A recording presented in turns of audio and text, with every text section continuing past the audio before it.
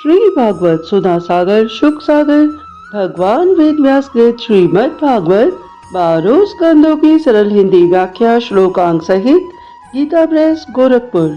अभी तक तो हमने पढ़े थे श्रीमद् भागवत महात्म्य के 6 अध्याय और आज से हम पढ़ेंगे श्रीमद् भागवत महापुराण।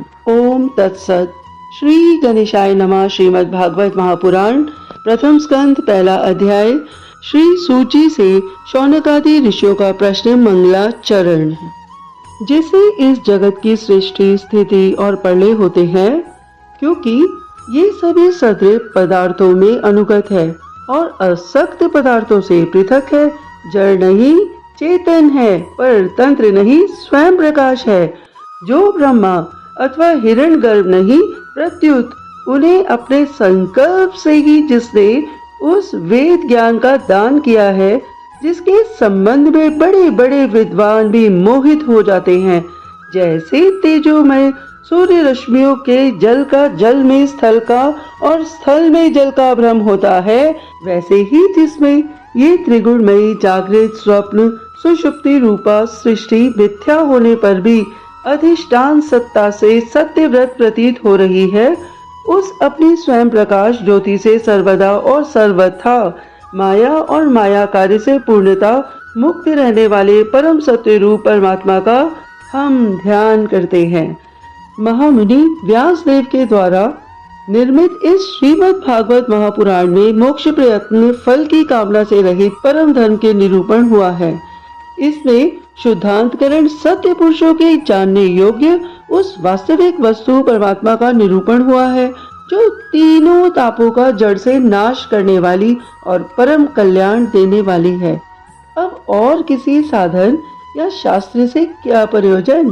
जिस समय भी सुकृति पुरुष इसके श्रवण की इच्छा करते हैं, ईश्वर उसी समय अविलंब उनके हृदय में आकर बंदी बन जाता है। रस के ममज्ञ भक्तजन, ये श्रीमद् भागवत वेद रूप कल्प वृक्ष का पका हुआ फल है। श्री शुभदेव रूप तोते के मुख का संबंध हो जाने से ये परमानंदमय सुधा से परिपूर्ण हो गया है। इस फल में छिलका गुठली आदि त्याज्य अंश तनिक भी नहीं है। ये मूर्तिमान रस है।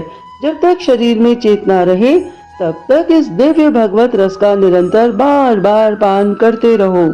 ये पृथ्वी पर ही सुलभ है। कथा प्रारंभ। एक बार भगवान विष्णु एवं देवताओं के परम पुण्यमय क्षेत्र नैमिषारण्य में शौनकादि ऋषियों ने भगवत प्राप्ति की इच्छा से सहस्त्र वर्षों में पूरे होने वाले एक महान यज्ञ का अनुष्ठान किया।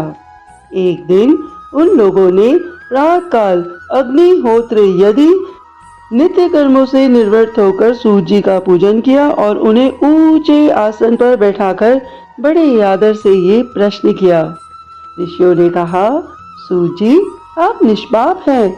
आपने समस्त इतिहास पुराण और धर्म शास्त्रों का विधि पूर्वक अध्ययन किया है तथा उनकी भली भांति व्याख्या भी की है। वेद देवताओं में श्रेष्ठ भगवान बादरायण ने एवं भगवान सगुण निर्गुण रूप को जानने वाले दूसरे मुनियों ने जो कुछ जाना है, उन्हें जिन विषयों का ज्ञान है, वह सब आप वास्तविक रूप में जानते हैं। आपका हृदय बड़ा ही सरल और शुद्ध है। इसी से आप उनकी कृपा और अनुग्रह के पात्र हुए हैं। गुरुजन अपने प्रेमी शिष्यों को गुप्त से गुप्त बात भी बता दिया करते हैं। आयुष्मान, आप कृपया करके ये बतलाइए कि उन सब शास्त्रों पुराणों और गुरुजनों के उपदेशों में कलयुगी जीवों के परम कल्याण का सहज साधन आपने क्या निश्चय किया है? आप संत समाज के भूषण हैं। इस कलयुग में प्राय लोगों की आयु कम हो गई है। साधन करने में लोगों की रुचि और प्रवृत्ति भी नहीं है। लोग आलसी हो गए हैं। उनका भाग्य तो मंद है ही, समझ भी थोड़ी ही है। इसके साथ ही वे नाना प्रकार की विघ्न बाधाओं से घिरे हुए भी रहते हैं। शास्त्र भी बहुत से हैं, परंतु उनमें एक निश्चित साधन नहीं है।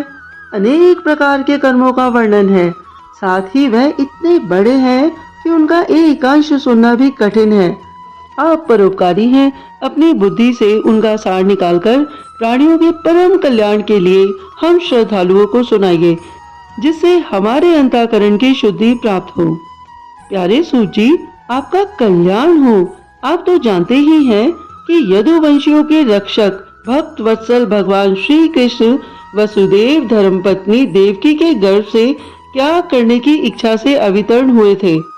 हम उसे सुनना चाहते हैं। आप कृपया करके हमारे लिए उसका वर्णन कीजिए, क्योंकि भगवान का अवतार जीवों के परम कल्याण और उनकी भगवत प्रेममयी समृद्धि के लिए ही होता है।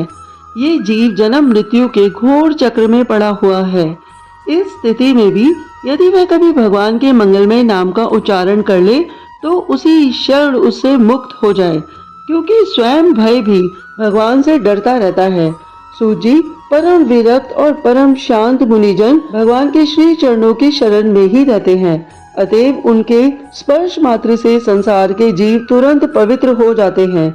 इधर गंगा जी के जल का बहुत दिनों तक सेवन किया जाए तब कहीं पवित्रता प्राप्त होती है। ऐसे पुण्यात्मा भक्त जिनकी लीलाओं का गान करते रहते हैं, उन भगवान का कलिमलहारी पवित्र यश भला आत्मशुद्धि की इच्छा वाला ऐसा कौन मनुष्य होगा जो श्रवण ना करे।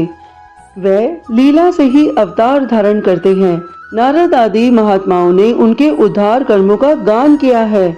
हम श्रद्धालुओं के प्रति आप उनका वर्णन कीजिए। बुद्धिमान सूत जी, सर्व समर्थ प्रभु अपनी योग माया से स्वच्छंद लीला करते हैं। आप उन श्री हरि की मंगलमय अवतार कथाओं का अब वर्णन कीजिए। पुण्य कीर्ति भगवान की लीला सुनने से हमें कभी भी तृप्ति नहीं हो सकती, क्योंकि रसज्ञ श्रोताओं को पद पद पर भगवान की लीलाओं में नए नए रस का अनुभव होता है। भगवान श्री कृष्ण अपने को ही छुपाए हुए थे। लोगों के सामने ऐसी चेष्टा करते मानो कोई मनुष्य हो, परंतु उन्होंने बलराम जी के साथ ऐसी लीलाएं भी की हैं, ऐसा पराक्रम भी प्रकट किया है जो मनुष्य नहीं कर सकते। कलयुग को आया जानकर इस वैष्णव क्षेत्र में हम दीर्घकालीन स्तर का संकल्प करके बैठे हैं। श्री हरि की कथा सुनने के लिए हमें अवकाश प्राप्त है। ये कलयुग अंतःकरण की पवित्रता और शक्ति का नाश करने वाला है। इससे पार पाना कठिन है। जैसे समुद्र से पार जाने वाले को कर्णधार मिल जाए, उसी प्रकार इससे पार पाने की इच्छा रखने वाले हम लोगों को ब्रह्मा ने आपसे मिलाया है। धर्म रक्षक ब्राह्मण भक्त योगेश्वर भगवान श्री कृष्ण के अपने धाम से पधार जाने पर धर्म ने अब किसकी शरण ली है, ये बताइए। और इसी के साथ श्रीमद् भागवत का पहला अध्याय संपूर्ण हुआ। हम सुनेंगे दूसरा अध्याय भगवत कथा और भगवत भक्ति का महात्म्य आगे। आप सब लोगों ने श्रीमद् भागवत महापुराण के प्रथम स्कंद का पहला अध्याय बहुत ही धैर्य पूर्वक सुना। आपके अंदर बैठी आत्मा, आपकी ऊर्जा शक्ति को मेरा बारंबार प्रणाम है।